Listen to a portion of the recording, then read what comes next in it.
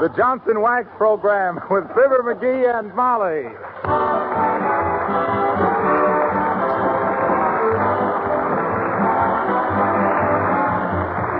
The makers of Johnson's Wax and Johnson's Self-Polishing Glow Coat present Fibber McGee and Molly, written by Don Quinn, with songs by Martha Tilton and the King's Men, and music by Billy Mills. The show opens with There's a Great Day Coming Mañana.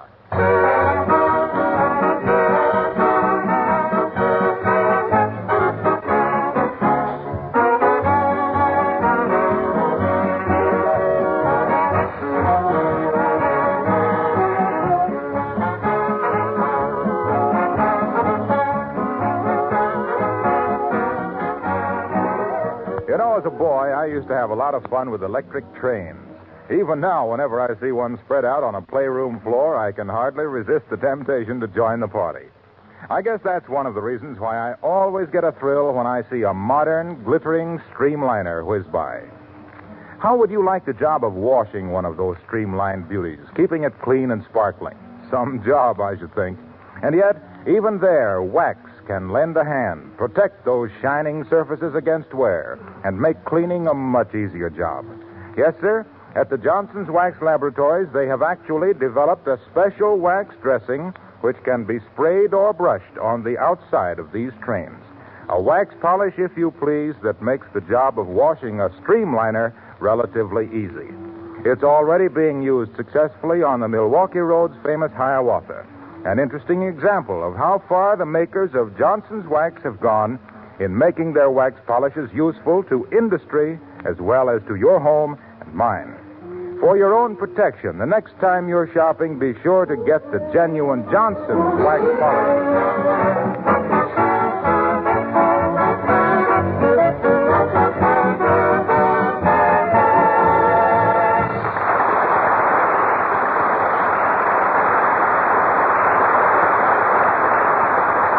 Suppose you had gone to Hollywood and been co-starred in a moving picture, and then the picture was going to have its world premiere next week in your neighborhood theater in your hometown. Just imagine how you'd feel if the picture was Look Who's Laughing. The theater was the Bijou, the town was Wistful Vista, and you were Fibber McGee and Molly.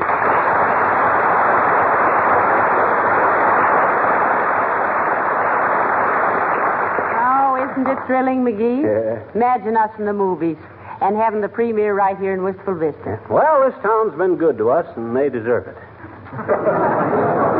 I'll always remember Wistful Vista, even when I get to be a big screen lover like Henry Fonda and Gary Cooper and Billy Burke. No, Billy Burke is a woman. He is? I mean, is she? Oh. Well, you know what I mean. I mean, when I get started playing romantic scenes with some of them glamour gals like Jean Hersholt and... No. Jean Hersholt is a man. Is she? Uh-huh. Oh. Maybe you better do westerns. Nobody will care whether your horse is a boy or a girl. No, I'm more the romantic type. I'm the kind of... Oh, now, take it easy, McGee. Huh? Take it easy. Remember, there's only one man who will ever command respect by blowing his own horn. Who? Gabriel. Incidentally, did you call the Bijou Theater and reserve a block of seats? Oh, say, I better do that. Give me the phone. Here. Thanks. Hello, operator. Give me the Bijou Theater. Hey, is that you, Mert? Oh, dear. More dirt from Mert. How's every little thing, Mert? Says, eh? What's say, Mert? Your sister. Broke her nose, eh? Oh. Oh, that's wonderful, Mert. Oh, heavenly days, McGee. What's wonderful about that? Her sister made a lot of dough on the stock market, but just how much? Only her broke her nose.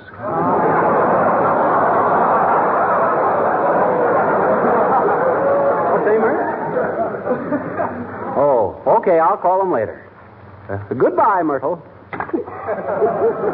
The line's busy, Molly. Well, we better get busy, too. Huh? If we're going to invite Edgar Bergen and Charlie McCarthy to stay with us next week, we've got to straighten up this house. And anyway... Who's that? I'll peek out and see. Uh-oh. It's Mrs. Uppington. And you ought to see her. She's got on one of them off-the-face hats. Well, on her it should look good. She's got one of those off-the-hat faces. Come in.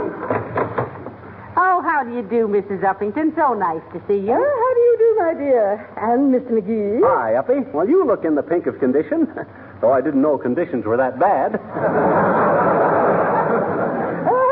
Mr. McGee, you mischievous boy. Yeah, I'm a rip. Yes. I'm afraid you're always pulling my arm, as the saying goes. It's leg, as the saying really goes, Abigail. Yeah. I know, my dear, but I have always maintained that humor was not necessarily dependent on vulgarity. No, but it sometimes helps. Hey, what you got there, Uppy? Been doing some Christmas shopping? Christmas shopping? Oh, my, I almost forgot. Here, this is for you. For us? Oh, Abigail, you shouldn't have done it. How do you know she shouldn't have, Molly? What is it, Uppy? You may unwrap it if you wish, Mr. McGee. Oh, okay. Well, what? Well, heavenly day. Oh, a drinking fountain. A new smoking stand. Oh. And streamlined, too. Why, it's beautiful, Abigail, but why? Well, my dear, with all those important people coming for the premiere next week, I thought that... Oh, well, I did want your house to look nice. And the one bad note in this room, to me, has always been that ash receiver of Mr. McGee's. So I took the liberty Oh, how thoughtful of you, Mrs. Uppington. I'm simply delighted. Yeah. And that old smoking stand of McGee's was beginning to smell horribly of cigars. Well, it's getting hard to find cigars made of gardenias. Defense program, you know. But thanks, Uppy. Gee, it's really beautiful. Well, the only thing is, it makes your Davenport look very shabby and tired. Oh, Say, it does at that, McGee. Huh? Look at that velour. The nap looks like it just heard the alarm clock. Well, you could get a new Davenport, you know. Oh, we might at that, McGee. What do you say? Well, I don't know, Say, Molly. come to think of it, there's a clearance sale at the Bonton, isn't there, Abigail? Oh, indeed there is, my dear. In fact, I just bought this hat there. Isn't it simply ducky? It's ducky, all right. It's as foul a hat as I ever... McGee. It's quite all right, Mrs. McGee. After all, one never expects a man to understand a woman's taste in hats. Say, isn't it the truth, Abigail? And why should he talk? Did you ever see him in that little green Tyrolean hat of his with the yellow feather in the band? Indeed, I have, my dear. He looks quite dashing. Oh, dashing, eh? Yes, dashing home from a dogfight. Touche, Mr. McGee. Touche. What do you mean, touche? I never wore a touche in my life. I've got as much hair now as I ever had, and what's more... No, dearie. Not toupee. Touche. Oh. That's a French expression meaning, I got you that time, didn't I? And you are quite right, my dear. Men should never criticize women's clothes. I should say not. Look at all the silly pockets a man has in his clothes. Huh? At least 4 in his trousers, 4 in his vest, and 5 in his coat. 13 pockets. Yes, and all on account of you women. Why, what do you mean, Mr. Well, McGee? look, take the 4 in the pants. In the left-hand hip pocket, a wallet to pay for them silly hats. In the right-hand hip for a card case. Yeah. So when you use up all our dough, we can identify ourselves and write a check. In the left front, small bills. All we ever have left. In the right hand, small change. On account of you never have 2 bits to tip the girl in the powder room. Now, just a minute, McGee. Now, let me get through. Next, the best. In the lower left hand, door keys on account of it takes a woman 15 minutes to find her own. Yes, but... In the lower right hand, watch so we can check up on how late you always are. Oh. Upper left hand, small flashlight to find the gloves you dropped in the movie. In the upper right hand, fountain pen to write the check when we've identified ourselves from the card case in the pants pocket. Yes, but the coat, Mr. McGee... I'm coming to the coat. Oh. First, the inside breast pocket. There's the gas bill you wanted us to mail because you forgot it until today. The outside breast pocket. Handkerchief for you to cry in at the movie where you dropped your gloves. On the lower left side, compact and lipstick where you ain't got room for them in on account of your purse. And the lower right side, empty, so you can tuck your hand in and get it warm on account of you lost your gloves in the movie. Toupee, girls, toupee.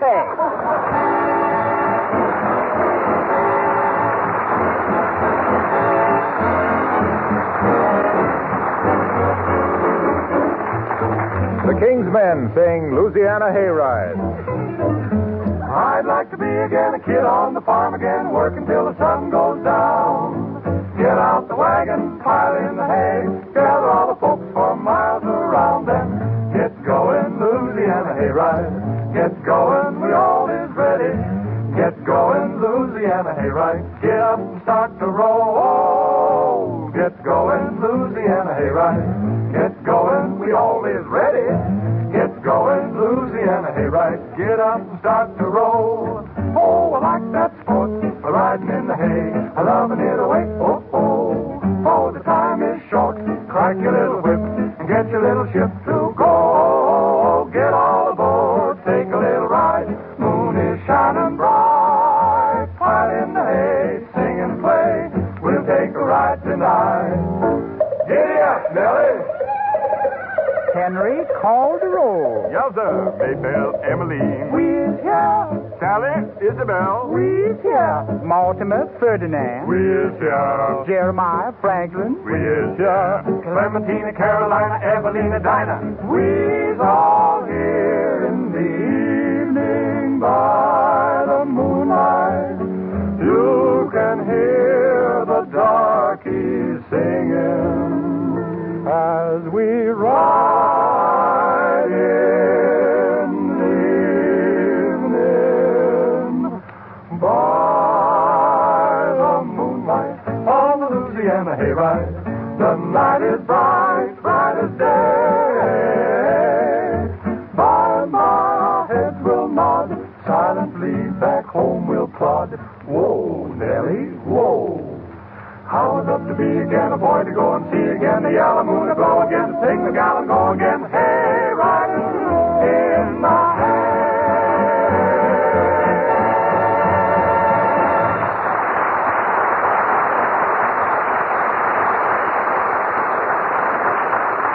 Well, boy. Well, how about it, McGee? Shall we go downtown and buy a new Davenport, or shan't we? Oh, I suppose we better. Oh, we'll never get as good a one as this one has been. Yeah, you'll never save that many cigar coupons again, either. You said it, baby. I practically inhaled all the furniture in this room. Well, I wish you'd have taken a few extra puffs and got a better-looking floor lamp. What's the matter with the floor lamp? Well, the cord's all frayed, for one thing. I've told you a dozen times to run the wire under the rug. Doggone it, I tried to, and darn near smothered under there. Well, never mind that. Now, get your hat and let's get going. With this clearance sale, we ought to get a nice Davenport. Oh, come in. Hi, mister. Oh, hi, little girl. I'm sorry I haven't got time to talk to you now. I got to go downtown. Why? Got to buy a new Davenport. Why? Well, because we're expecting some important guests next week. Why? Because they're holding the world premiere of our picture at the Bijou Theater next week, that's why. And stop asking why. I says stop. Oh. Sis, you're impossible. I am not, I betcha. Oh, yes, you are. Oh, no, I'm not. Oh, yes, you are. Oh, no, I can't be impossible, I betcha. Why? Because impossible means it couldn't happen, and I happen. Why? And stop saying why. Okay. All I can say, sis, is you've certainly got a gift for butting in here whenever we're ready to go someplace. Gee, have I, mister? What is it? What's what? My gift. I didn't say you had a gift. You did, too. I heard you just as plain. Well, I didn't mean it that way. I meant it... Engine giver, engine giver, engine giver. That's it, sis. Keep quiet. I'll give you a gift. I'll do anything. But quit yelling at me. Now, what do you want? Tell me a story. Gee. Sis, you mean to stand there with your first teeth making a last stand? And ask for a story when you know darn well we're in a hurry to get downtown? Gee, mister, I guess you don't love little children. Yes, I do, too, love little children. Don't you love big men? Gee, sure I do, mister. You want me to tell you a story? Do you? Oh, I'd much prefer that. Go ahead. Okay.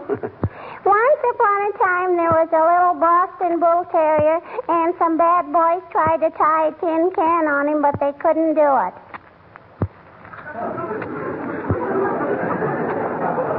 Well, go on with the story. That's all. It was a very short tale.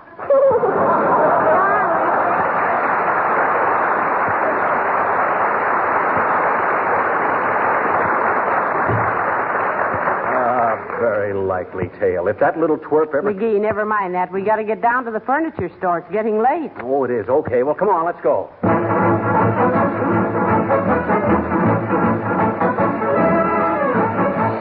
Mrs. McGee, I assure you that this is definitely the Davenport for you. All right, Mr. Twomley. Send it right out. Very well. Now that you have this lovely new Davenport, don't you think the rest of your furniture might look just a teeny weeny bit lousy?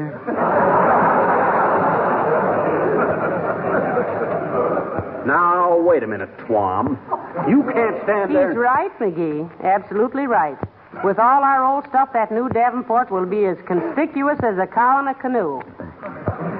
Indeed it will, madam. Whereas it should be as casual as a hug on a hayride. Oh. Well, what are we going to do about it? Move everything out but the Davenport and just let the guests in 3 at a time? No, but we've got to have new draperies and a couple of end tables, and that bookcase is pretty battered. And the floor lamp isn't much good. What kind of a floor lamp is it? Oh, it's one of them 3-way lights, Bud. It goes out if you bump it, touch it, or look at it.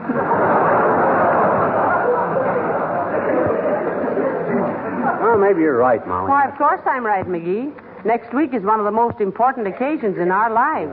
And with some new furniture, why, we... Hello, Molly. Hello, Fibber. Hello, Harlow.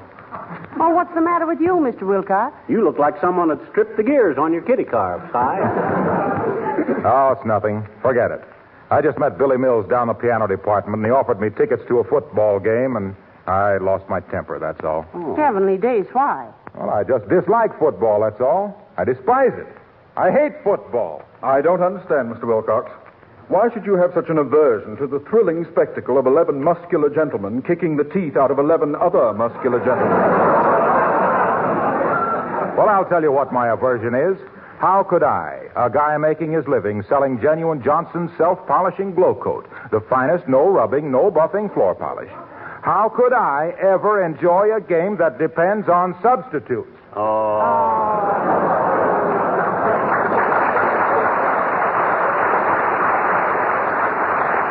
Always sending in substitutes. It burns me up. Oh, but Mr. Wilcox, you could watch the practice games.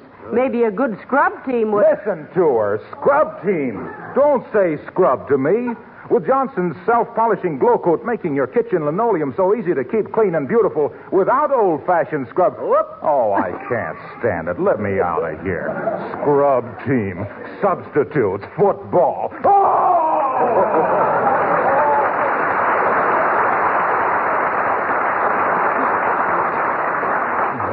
Temperamental fellow, isn't he?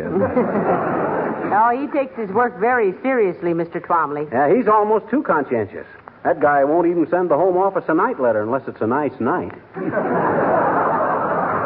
Well, what am I waiting for? Or what are we waiting for? Where are the draperies, Mr. Twomley? Oh, yes, the draperies. Right down the stairs. Over here, Mrs. McGee.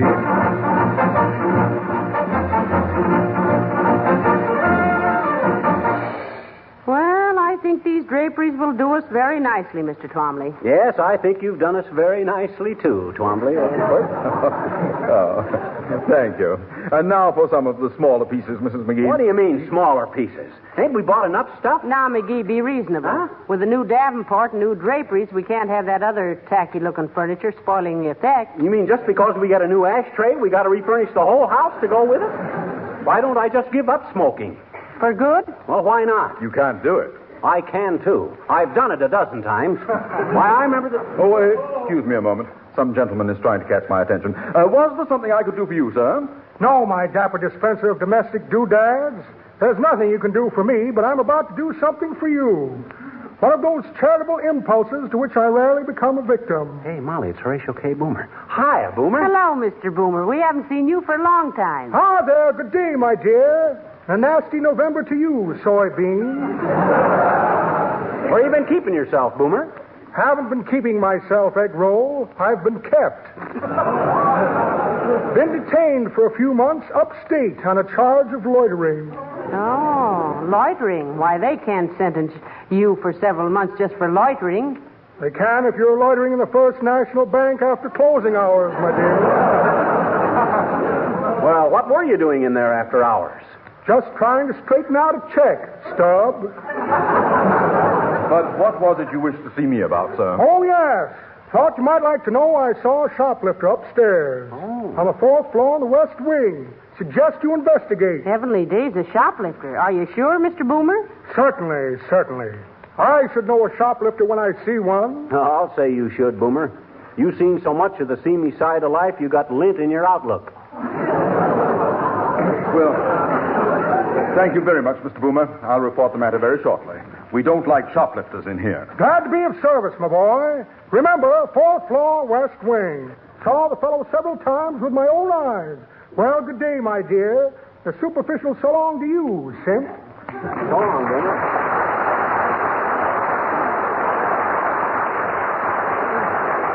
Well, imagine Mr. Boomer meeting a shoplifter face to face. Incidentally, what do they sell in the west wing of the 4th floor, Bud? Looking glasses and mirrors.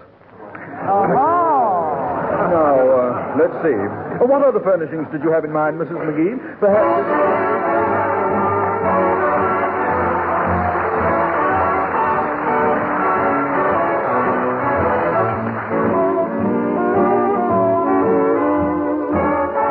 Martha Tilton sings Blue Champagne. Blue champagne, purple shadows and blue champagne, with the echoes that still remain, I keep a blue rendezvous. Bubbles rise like a fountain before my eyes, and they suddenly crystallize to form a vision of you. All the plans we started, all the songs we sang, each little dream we knew seems to overtake me like a boomerang. Blue is the sparkle, gone is the tang. Each old refrain keeps returning as I remain with my memories and blue champagne to toast the dream that was you. All the plans we started, all the songs we sang, each little dream we knew seems to overtake me like a boomerang. Blue is the sparkle, gone is the tang. Each old refrain keeps returning as I remain with my memories and blue champagne to toast the dream that was you.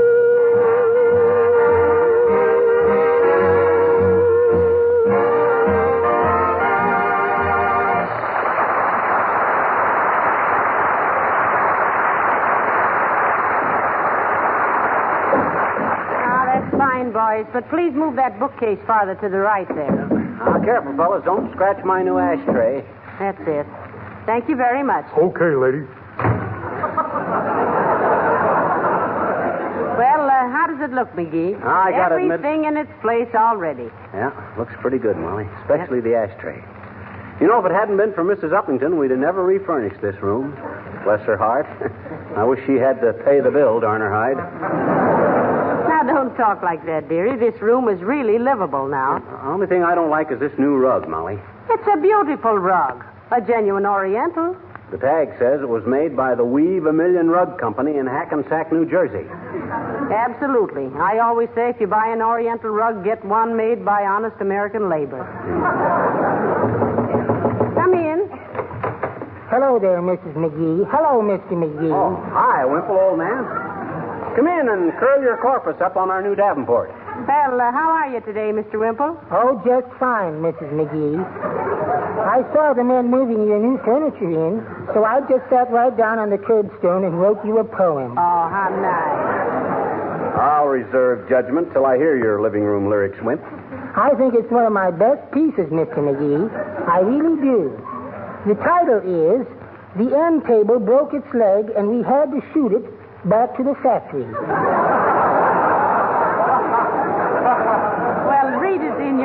modulated voice, Mr. Wimple. All righty.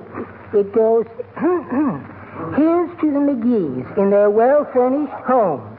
I hope they'll be happy, this princess and prince. Prince don't rhyme, Wimple. I know, Mr. McGee, but I don't like to call you a gnome.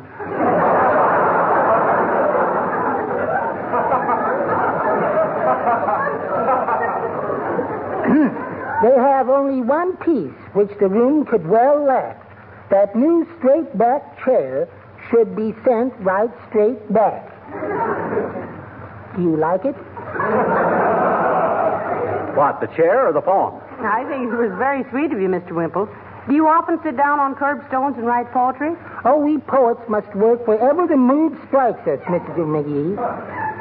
Some of my best work I do while I'm, well, almost anywhere in the house.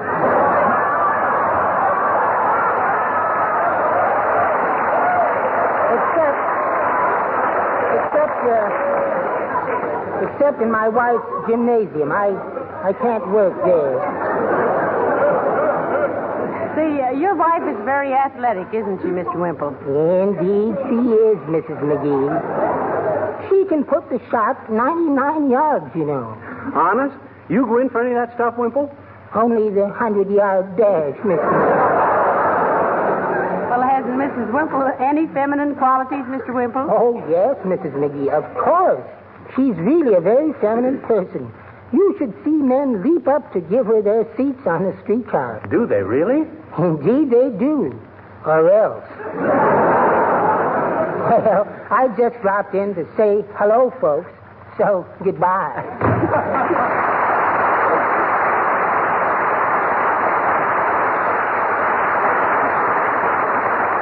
Poor little Wimple. He sure has it tough, don't he? I'll bet the worm will turn someday, McGee. Yep. Just in time to see the hen's last peck. Oh, well, let's forget Wimple.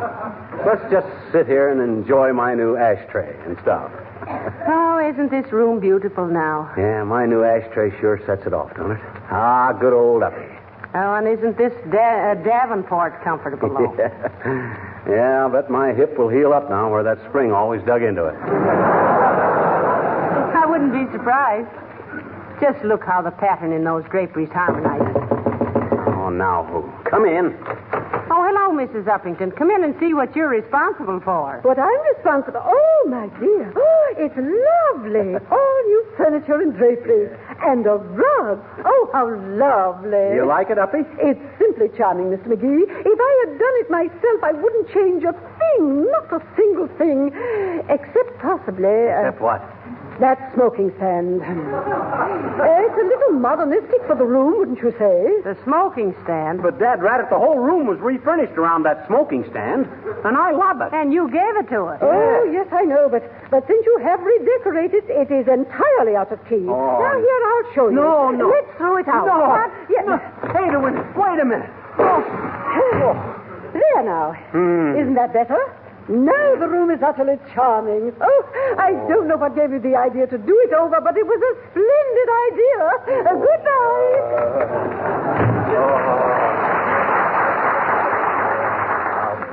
Take it easy, dearie. Control yourself. Have a cigar. I can't. There's no place to put the ashes. Forget the ashes. Light up a cigar. And give me one, too.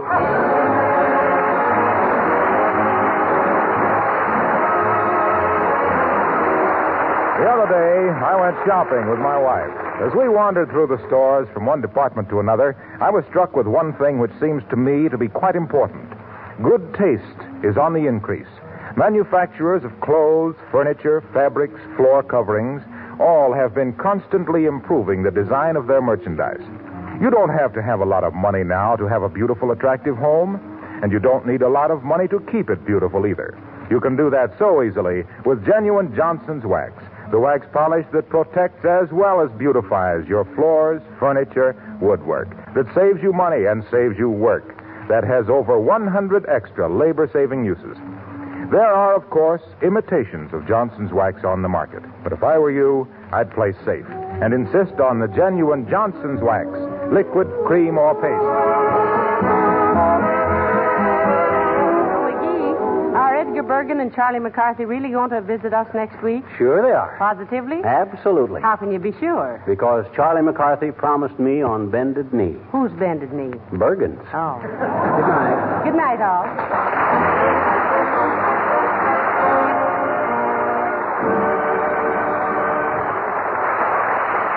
This is Harlow Wilcox, speaking for the makers of Johnson's Wax Finishes for home and industry, inviting you to be with us again next Tuesday night.